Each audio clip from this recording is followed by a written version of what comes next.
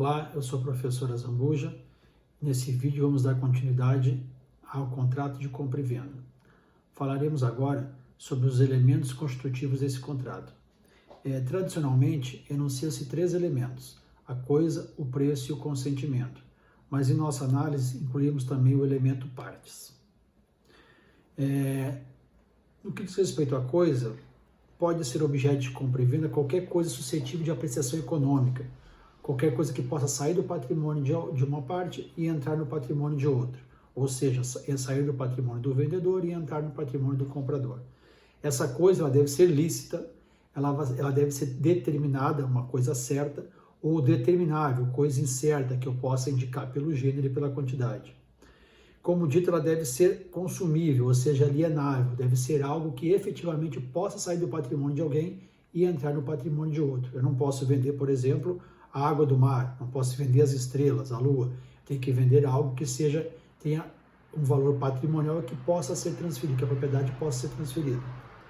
É necessário que a coisa, objeto do contrato de compra e venda, esteja então no comércio, ou seja, suscetível de alienação.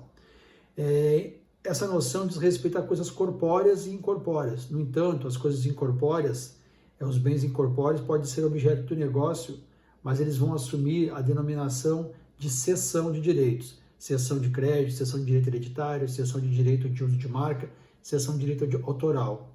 Contudo, a cessão de direitos possui o mesmo conteúdo fundamental da compra e venda. Mas e essa diferença entre corpóreos e incorpóreos? Pois bem, o bem corpóreo é aquele que tem existência física, material, que pode ser tocado, que pode ser perceptível com os sentidos. Energia elétrica, uma cadeira, um lápis, um gás de cozinha, são coisas corpóreas que eu posso sentir, seja com o olfato, com o tato, com a visão, coisas que eu posso tocar, que eu posso sentir através dos sentidos. Já os bens incorpóreos são aqueles que têm uma existência abstrata. Por exemplo, um direito autoral, um direito de crédito, um know-how, um ponto comercial, um direito de herança, são bens que, embora eu não possa tocar, não possa observar com os sentidos, a gente sabe da existência dele, ele tem grande valor. Por exemplo, a venda de uma farmácia. Uma farmácia localizada em frente a um hospital, num bairro qualquer, de uma grande cidade, que está lá instalada há mais de 20 anos.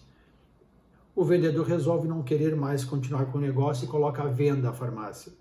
O prédio custa, por exemplo, R$100 mil, o estoque, os equipamentos que ele tem lá custam mais R$100 mil, mas esse dono está pedindo R$500 mil por essa farmácia.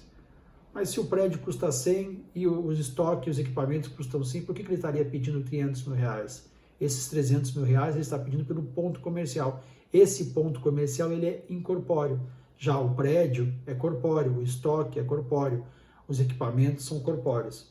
E eles fazem parte do elemento coisa. As coisas inalienáveis, como já dito, não podem ser objeto de compra e venda. Essa inalienabilidade pode ocorrer por força de lei ou por força de vontade. O segundo elemento é o preço. É o preço que faz a diferenciação entre a compra e venda e a troca, por exemplo. Se eu dou uma coisa e pego outra coisa em contrapartida, eu estou fazendo uma troca, uma permuta. Agora, se eu dou uma coisa e por essa minha coisa eu recebo um dinheiro, eu estou fazendo a compra e venda. Então, é o preço que faz essa diferenciação. O preço tem que ser em dinheiro. O artigo 488 fala o seguinte: convencionada a venda sem fixação de preço ou de critérios para a sua determinação, se não houver tabelamento oficial, entende-se que a parte se sujeitar ao preço corrente nas vendas habituais do vendedor. Parágrafo único. Na falta de acordo, por ter havido diversidade de preços, prevalecerá o termo médio. Ou seja, é elemento essencial do contrato o preço. Esse preço deve ser em dinheiro, sob pena de não ser constituído como compra e venda. Ou seja, se eu fizer o pagamento de algo de uma forma que não seja em dinheiro, eu não estarei realizando o contrato de compra e venda. A venda pressupõe necessariamente um preço, que é a contrapartida na entrega da coisa da compra e venda. Normalmente, esse preço deve ser certo, real ou justo, determinado ou determinável. Caso não determinado, deve ser fixado por parâmetros. E essa determinação pode ocorrer de várias formas, como, por exemplo, por cotação. aquele baseado em parâmetros suscetíveis de determinação como o dólar ou ouro. Eu posso, por exemplo, fazer a compra usando aquele exemplo da soja, comprar as sacas de soja pelo preço da cotação da soja na Bolsa de Valores em determinada data. Ou eu posso determinar o preço por avaliação. Esse preço pode ser habilitado por um terceiro de confiança das partes. Exemplo, a avaliação do imóvel. O vendedor quer um valor, o comprador está interessado em comprar, mas acha que o valor é um pouco menor. Eles podem contratar, então, um avaliador, que vai fazer a avaliação desse imóvel, por exemplo, através de uma imobiliária ou de um corretor de imóveis. Já o elemento consentimento, ele é o acordo de vontades sobre a coisa e sobre o preço. O contrato se aperfeiçoa justamente no momento dessa manifestação de vontade. A compra e venda torna-se perfeita e acabada com o acerto do seu objeto, do preço e da modalidade de pagamento. A compra e venda não se submete, como regra geral, à forma especial, ou seja, não existe uma formalidade no que diz respeito a essa manifestação desse consentimento. Uma vez que as partes se entenderam e isso ficou inequívoco, já temos o contrato, a não ser em situações específicas, como por exemplo na compra e venda de imóveis. Esse consentimento ele pode ser ultimado por escrito se as partes entenderem necessário, através de instrumento público, instrumento particular, não sendo isso exigido, né? O último elemento são as partes. Comprador e vendedor devem ser capazes, deve ser sujeito capaz de direito para formalizar contratos, né? Deve-se observar ainda a legitimação específica, ou seja, aquela capacidade específica que é exigida, como é o caso na necessidade de outorga conjugal, lá do artigo 1647, inciso 1 do Código Civil, para a venda de bens imóveis a terceiros. Isso ocorre se o regime de bens for da comunhão parcial de bens, da comunhão total de bens, ou seja, se não for da separação absoluta. Dessa forma será exigida então essa capacidade específica, essa outorga conjugal. E qual a importância de estudarmos esses 4 elementos?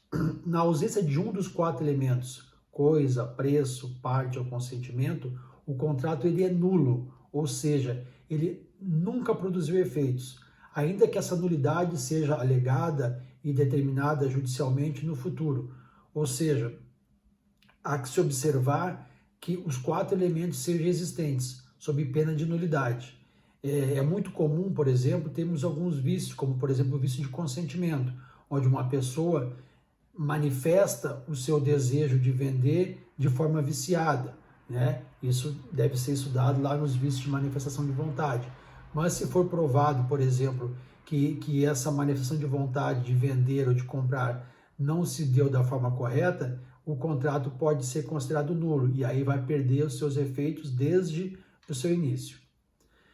Bom, no próximo vídeo a respeito da compra e venda, estudaremos as suas cláusulas especiais, a retrovenda, a venda a contento, a preempção ou preferência e a alienação fiduciária. Acompanhe pelo canal do YouTube Professor Azambujo.